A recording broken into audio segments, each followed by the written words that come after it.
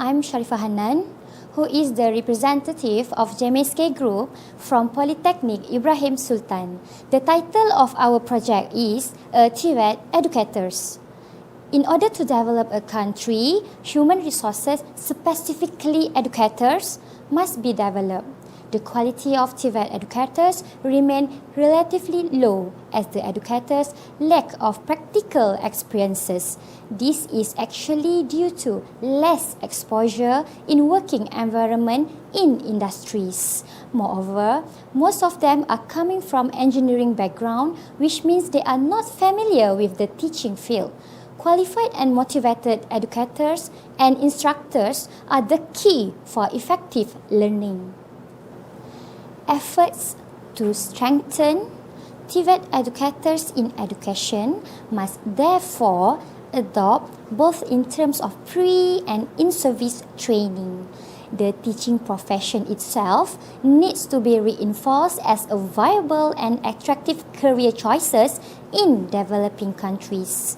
The availability of the well-trained educators is important precondition to increase the number of qualified workers.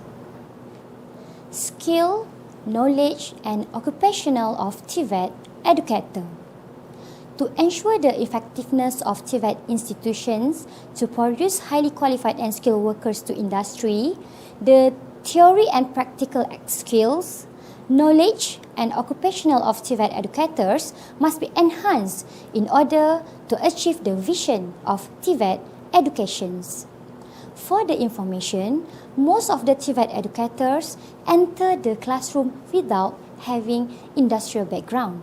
Thus, they lack of experiences in the real industrial working life.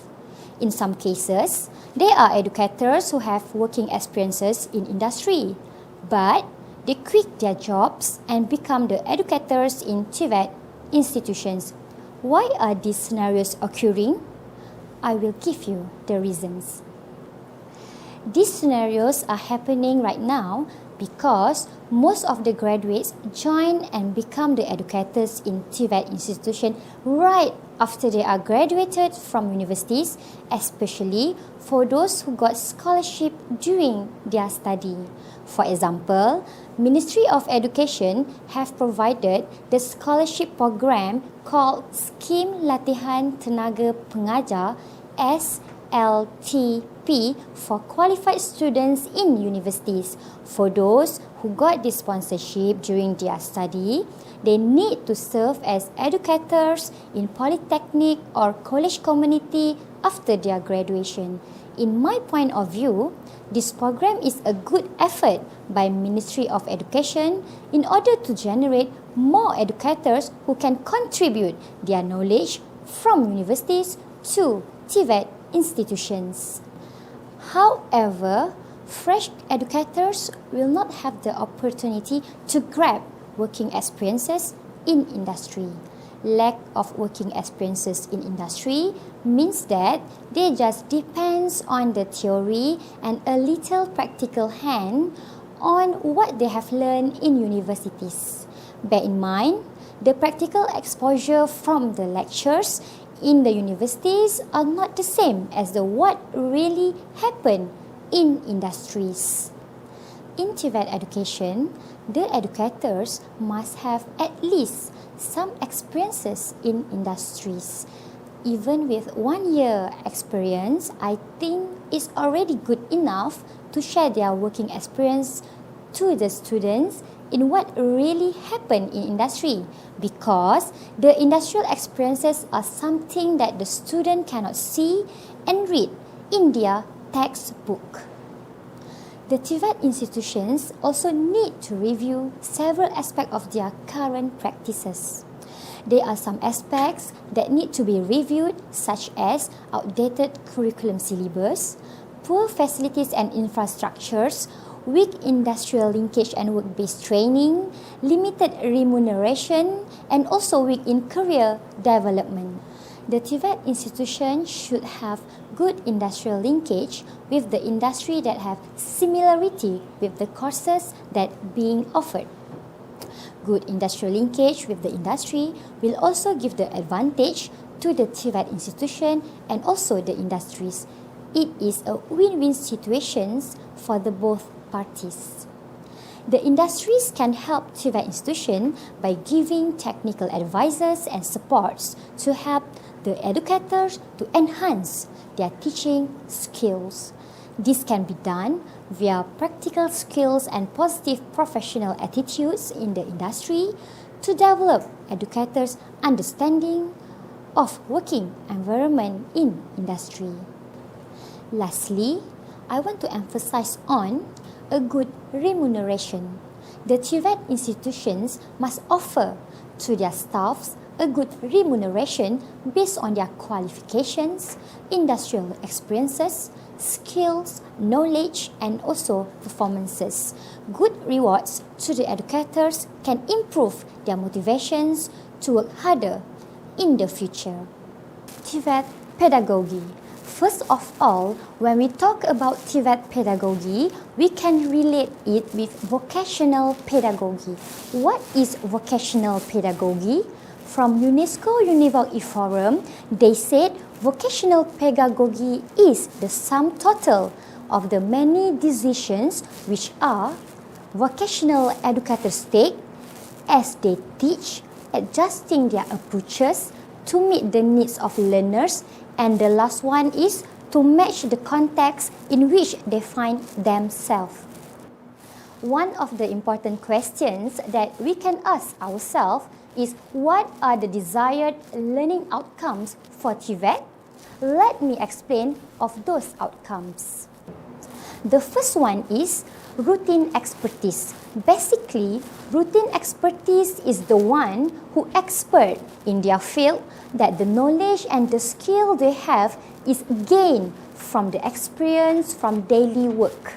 Routine expertise is at the core of the working competence.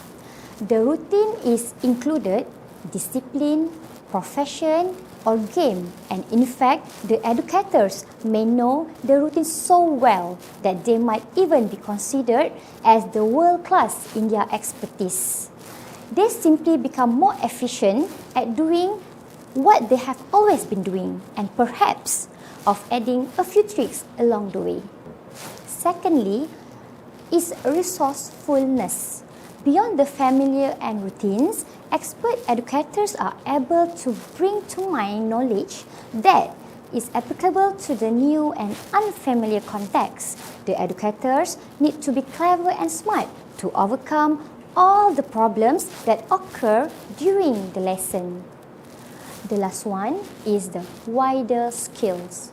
The sort of wider skills are described variously as broader skills, competencies, dispositions, capabilities, and the last but not least is habits of mind. Employers nowadays regularly identify the employees with wider skills such as problem solving, team working, resilience, and entrepreneurialism, and etc. Wider skills are additional to high-level basic skills. All the outcomes that explained by me just a moment ago are the facts that what the educators must possess for better TVET education. Next question we need to ask is, which learning and teaching methods work best in TVET?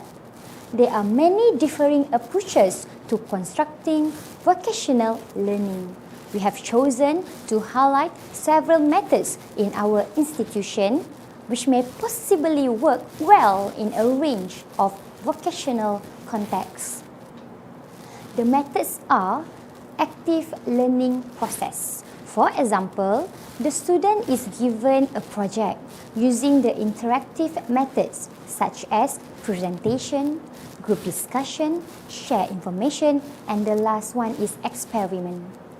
The next method is activities are linked to research. For example, the educators give the students some references or project from the past for getting the idea to run the current project. Number 3 is interesting and challenge activities. Experimentations, simulations, role plays and using interactive software are the examples of interesting and challenge activities. As a conclusion, it must be noted that the development of standards for TVET educators is a difficult process.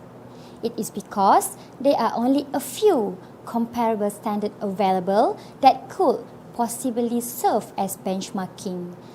In this regard, every stage is challenged when attempting to develop specific standards for vocational educators.